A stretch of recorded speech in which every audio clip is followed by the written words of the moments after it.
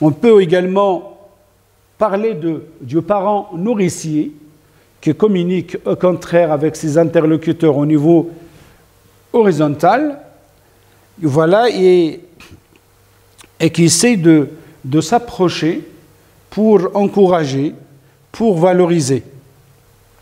Le parent nourricier adopte une pédagogie libre. L'adulte,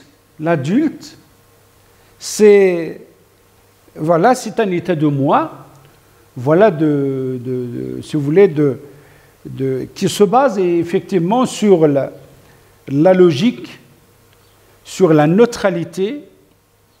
C'est un ordinateur, qui est beaucoup plus attaché à la réalité. L'enfant est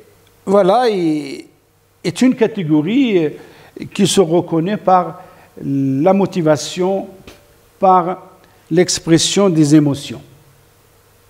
Eric Berne distingue entre un enfant adapté semi, un enfant adapté rebelle et un enfant adapté petit professeur. Donc ces trois structures du psychisme humain coexistent au niveau de chaque individu dans la cohérence et non pas dans des situations conflictuelles. Et donc lorsque je m'adresse à quelqu'un, je dois identifier son état de moi pour savoir comment se comporter avec lui.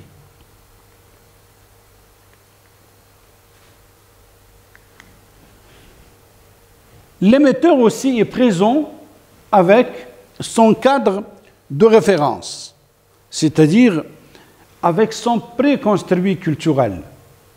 C'est-à-dire là, je parle de l'ensemble des croyances, c'est-à-dire les us, les coutumes, la tradition, la religion, qui doit être normalement intégrée dans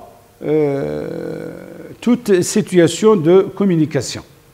Normalement, ce qui m'intéresse maintenant, ce n'est pas de me faire plaisir, ce n'est pas de parler, mais ce qui m'intéresse le plus, c'est ce que vous allez comprendre. Et donc, par conséquent, je dois prendre en considération le cadre de référence, le préconstruit culturel, le bagage socioculturel de mon interlocuteur, dans la transmission de mon message. Parlons du champ de référence aussi. Et là, donc, je parle de la culture, de la connaissance, de la profession, du goût, les intérêts, etc. C'est-à-dire, je dois prendre également le champ de référence de notre interlocuteur. Et même le champ lexical utilisé. C'est-à-dire qu'il y a des termes à orientation générale, mais il y a des termes sur l'objet scientifique, bien déterminé. C'est-à-dire, je parle ici d'un champ lexical et d'un vocabulaire spécialisé, parce que le discours ou bien le champ lexical utilisé par un scientifique, ce n'est pas le même champ lexical utilisé par un littéraire. Les termes juridiques ne sont pas exactement comme les termes de l'objet scientifique appartenant au domaine de la physique.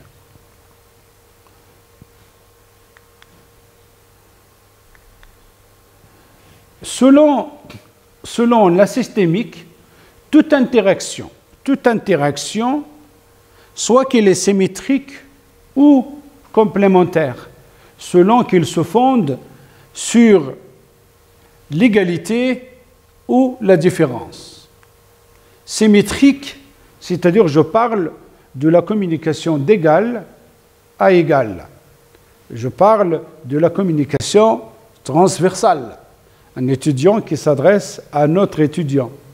Un professeur qui s'adresse à un autre professeur. Un doyen qui s'adresse à un autre doyen sur le même pied d'égalité. Mais la communication complémentaire, c'est-à-dire, je parle ici de la communication soit ascendante du bas vers le haut, ou le contraire, la communication descendante, voilà, du haut vers le bas. Il y a différents types de communication entre un émetteur et un récepteur, que ce soit la communication interpersonnelle, la communication organisationnelle, interne, externe, la communication chromatique et la communication gestuelle, la communication également de masse, la communication multilatérale, lorsqu'un émetteur qui s'adresse à plusieurs récepteurs.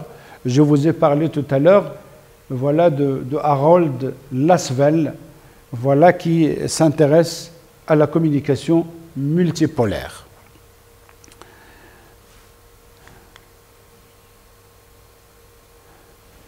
La systémique a défini aussi ce qu'on appelle l'homéostasie, c'est-à-dire la boucle de rétroaction qui permet de maintenir l'équilibre et la stabilité, voilà, du système. Comme je l'ai déjà expliqué, c'est un feedback régulateur qui permet à un système de maintenir sa stabilité, qu'importe, si vous voulez, les contraintes en provenance de l'extérieur. Edward Twichell Hall, c'est un sociologue, anthropologue américain qui s'est inspiré également si vous voulez, de la communication de masse et spécialiste aussi de l'interculturel, a introduit un concept qui s'appelle la proxémie ou la proxémique. La proxémique, c'est l'étude de l'espace, c'est la perception de l'espace, c'est la science des distances. Edward Twichell Hall a effectué un certain nombre de voyages, que ce soit en Amérique du Sud, en Europe, au Japon, en Amérique latine, et il a étudié de près comment les gens perçoivent, comment les hommes perçoivent leur espace passant d'une culture à l'autre. Il a publié un ouvrage intitulé « La dimension cachée », dans lequel il a défini les différentes zones d'interaction entre les individus. La distance intime de 0 à 45 cm. Donc, c'est-à-dire, je parle de 45 cm. La zone personnelle jusqu'à 1,20 m. La distance sociale, le cas par exemple d'une conférence de presse, la distance entre un enseignant et ses apprenants et ses élèves et ses étudiants, et donc presque à 3 mètres. Et puis au-delà de 3 mètres, on parle de la distance publique. Edward Twichell Hall aussi a défini ce qu'on appelle la bulle. La bulle, c'est-à-dire c'est la sphère imaginaire qui protège l'individu. L'espace vital est une zone privée, voilà, qui doit être normalement respectée. Respecter un individu, c'est respecter son corps et ne pas intégrer son espace vital sans autorisation. Donc, comme vous allez le remarquer, la gestion de l'espace sera mise en cause, que ce soit pendant la période du confinement et même après le confinement. Il y aura une nouvelle culture qui s'instaure concernant l'utilisation de l'espace et les zones d'interaction. D'ailleurs, devant un certain nombre d'établissements, il y a la zone de discrétion, la zone, si vous voulez, de sécurité qui est tracée pour éviter le contact et éviter la contamination. Pour revenir à Eric Berne, qui a défini les positions de vie. Et Eric Berne a défini 4 attitudes différentes. La première attitude, c'est l'attitude d'infériorité. Moins, plus, un jugement négatif de soi et un jugement positif de l'autre. Là, c'est l'attitude d'infériorité. Je suis mal à l'aise, je communique avec quelqu'un qui est en bonne humeur. Le contraire, l'attitude de supériorité. Je suis très bien, je me sens beaucoup plus à l'aise et je m'adresse à quelqu'un qui est stressé, à quelqu'un éventuellement qui est malade, ou bien à quelqu'un qui n'est pas dans sa peau. Il y a l'attitude de démission, c'est-à-dire c'est un jugement négatif de soi et un jugement négatif de l'autre.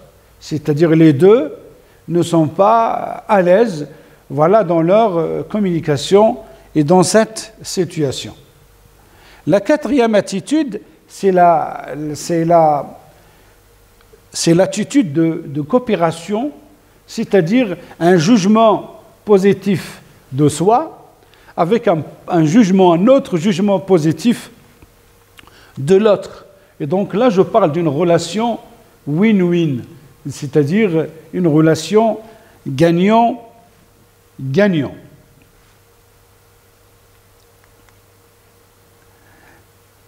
Parlons maintenant des représentations telles qu'elles sont définies par Johari, la fenêtre de Johari. Johari distingue entre 4 zones possibles. La zone publique. La zone publique, connaît de soi, connaît des autres. C'est-à-dire mon statut, mon métier, mon travail, etc. Donc, mes apparences. Donc, ce que je connais et que les autres également connaissent. Voilà sur moi. La zone cachée. La zone cachée, c'est-à-dire c'est la zone privée de l'individu. C'est connu de soi, mais inconnu des autres. Et donc là, je parle de mes secrets quelconques, voilà, de mon salaire, de ma situation familiale, de la maladie. La zone aveugle, c'est-à-dire connu des autres, mais inconnu de soi. C'est-à-dire ce que les autres savent, mais voilà, je ne suis pas au courant de ce qu'ils considèrent. Et donc, cette situation laisse parfois apparaître des tics nerveux.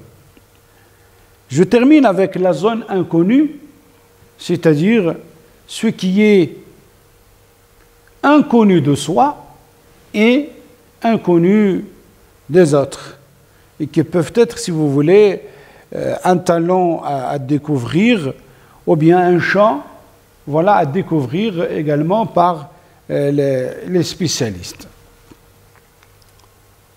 Je termine avec la notion de comportement et la notion de relation dans la communication. Alors, comme vous avez le remarqué ici, ce sont les membres du groupe vus par l'animateur les états du moi ici ne sont pas identiques. À chaque état, si vous voulez, il y a ici plusieurs états du moi, comme je viens de le dire. Ça, c'est un bagarreur, un sage, un questionneur, un bavard, comme moi.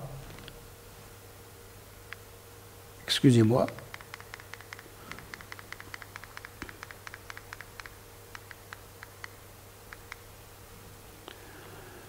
Donc, je disais un bavard comme moi, une timide, un susceptible, un indifférent, et puis celui qui ne veut rien dire, un questionneur, puisqu'il cherche encore une autre question à poser.